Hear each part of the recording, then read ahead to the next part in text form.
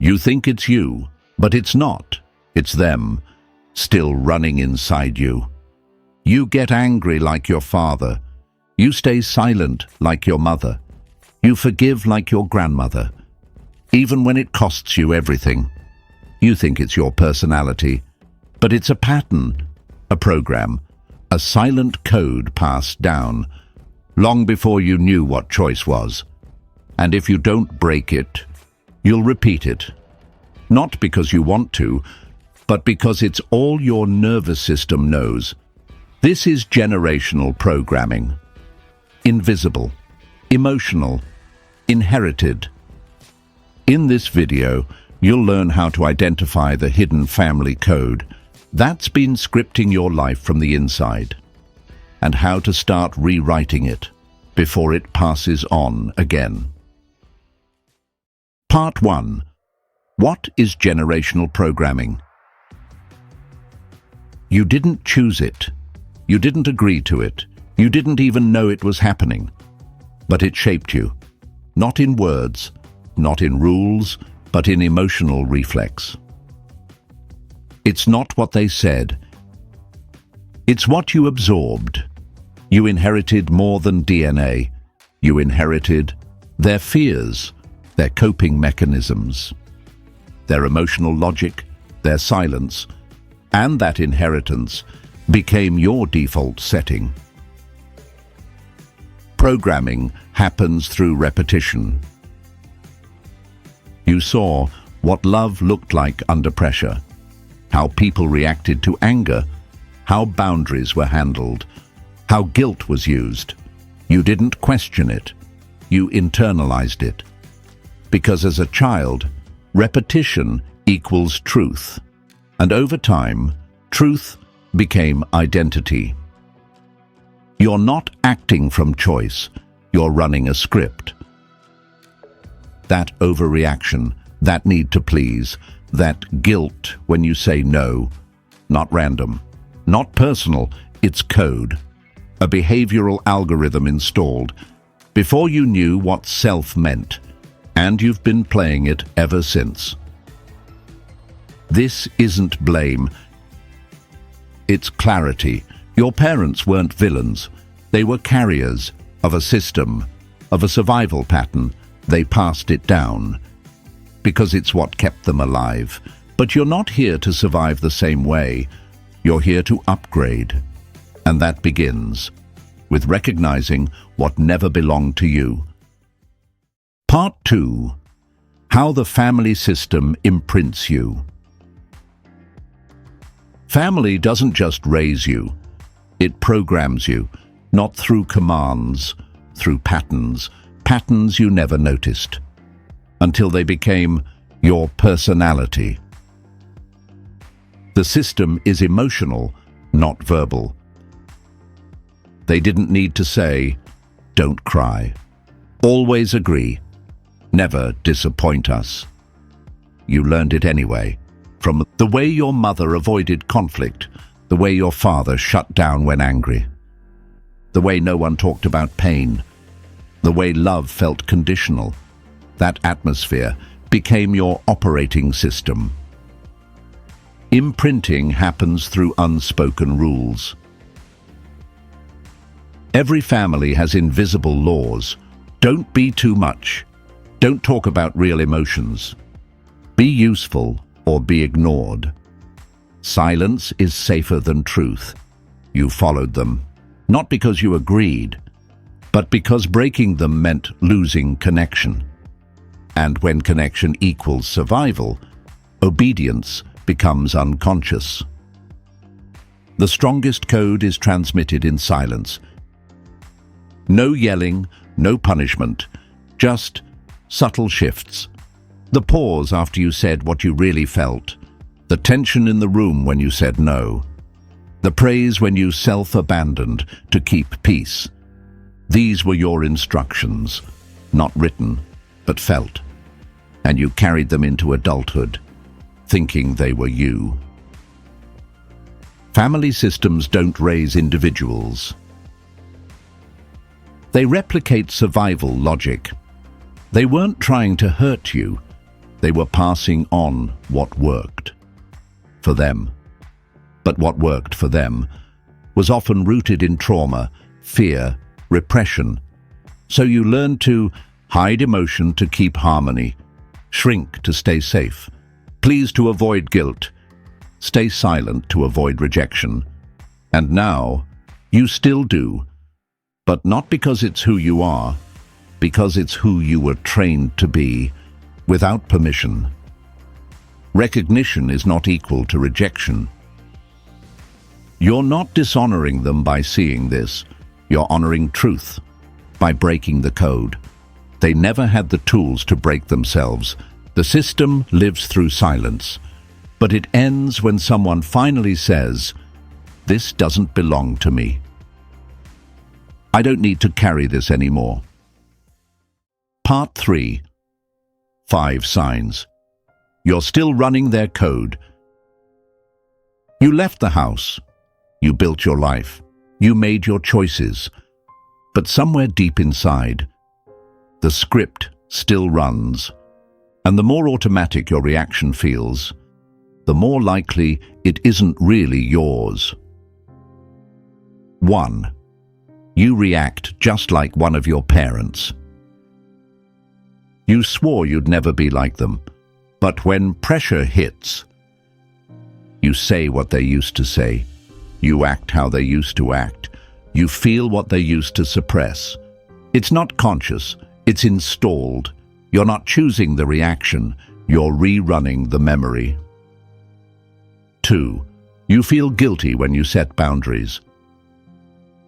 You know it's healthy, you know it's necessary, but every time you say no, something inside you cringes, like you've done something wrong, like you're disappointing someone, like you're being selfish.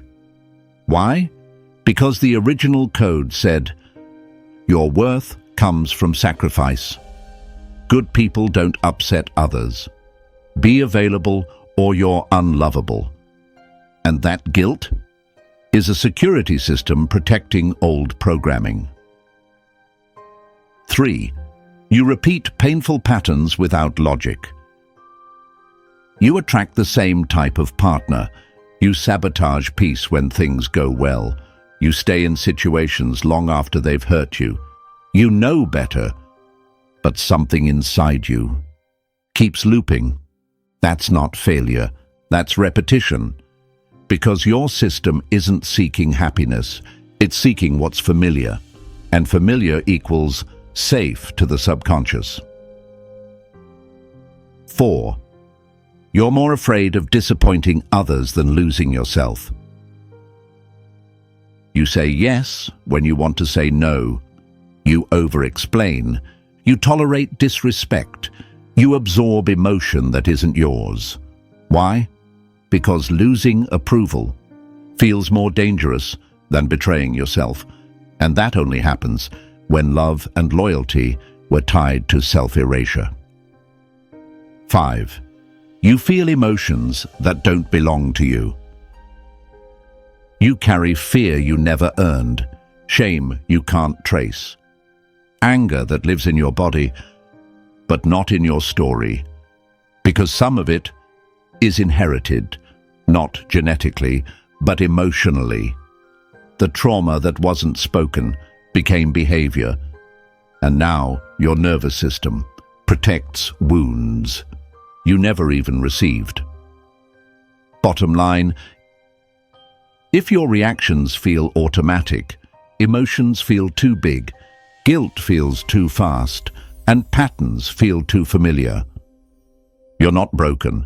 You're still running their code, but now you see it. And what you can see, you can begin to rewire. Part 4. Why love is not the same as legacy. You can love them deeply, gratefully, fully, and still say, I'm not carrying this anymore. Because love is human, but legacy is programming. And the two are not the same. You can honor the person. Without copying the pattern, they did their best. They gave what they could. They protected you, sometimes by passing on what was never healed in them. And you accepted it, because that's what children do. But now, you're not a child anymore, and carrying their pain doesn't prove love, it just prolongs their burden. They survived through suppression. That doesn't mean you should. Your mother stayed silent. Your father swallowed emotion. Your grandparents normalized dysfunction, not because they wanted to, because they didn't know another way. But if you know more now, you owe it to all of you to stop the cycle.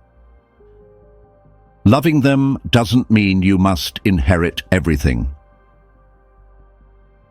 You can say, I love you, but I won't live in fear. I respect you, but I won't self-abandon like you had to.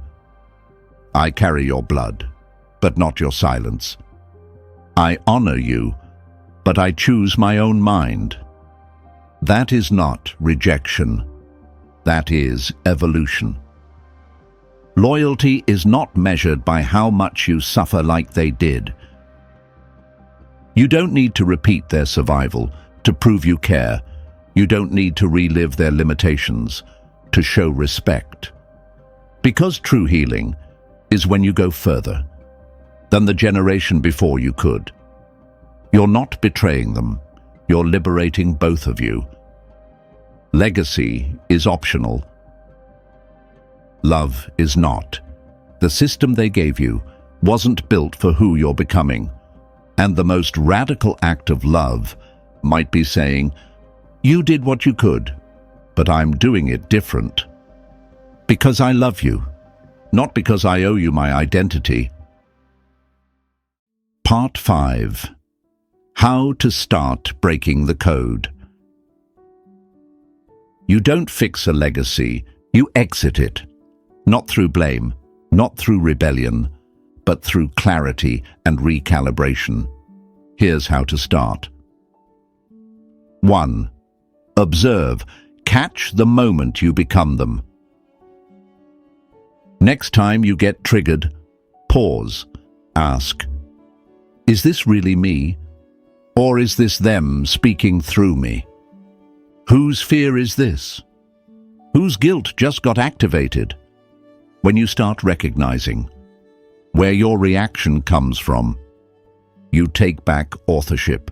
Pattern interrupted. 2. Detach. Name the code, not yourself. Say it out loud. This isn't mine. This reaction is old. This guilt doesn't belong here. This silence is inherited. By separating identity from programming, you weaken the loop. And now, you're not broken. You're just running outdated software, and software can be replaced. 3.